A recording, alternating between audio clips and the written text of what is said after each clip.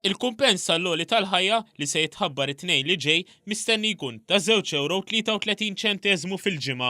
Il-kumpens magħruf bħala l-kola jinħadem skont kemm jolew l-affarijiet miġbura f'basket ta' prodotti fis-suq. L-akbar żieda din is-sena kienet fil-kategorija tal-ikel b'dak servut fir-restoranti ikun l-aktar li jola matul is-sena. Dan se jiġi rifless fil-kumpens għall-għoli tal-ħajja li l-Ministru għall-Finanzi se jħabbar it-tnejn. Min-naħa l-oħra matul is-sena kien hemm tnaqqis fil-prezzijiet tal-ħwejjeġ u żraben.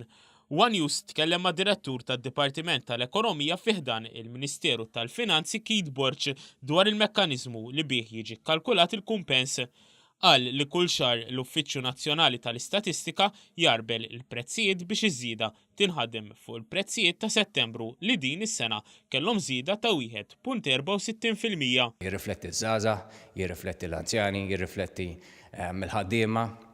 U għaldaqstant meta qed nitkellmu fuq medja fuq average, ovvjament qed tirrifletti lil kulħadd ma mhux bl-istess mod. Spjega li mindu daħal fis-seħħ ftit li xejn saru aġġustamenti fil-mekkaniżmu għalkemm l-oġġetti u l-prodotti nbidlu ma' żmenijiet skont l-istil ta' ħajja tal-poplu Malti u Għawċi.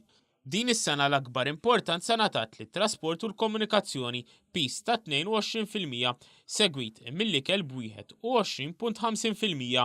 Fost prodotti oħra li jinkludi dan il-basket hemm is-saħħa, il-kultura, il-prodotti ta' djar u d-divertiment. Nkunu nistgħu naraw x'inhu l-iktar prodott jew servizz li qed jiġġenera dik l-inflazzjoni. Minn hawn jiġi determinat il-kumpens. Jiġi aġġustat base wage.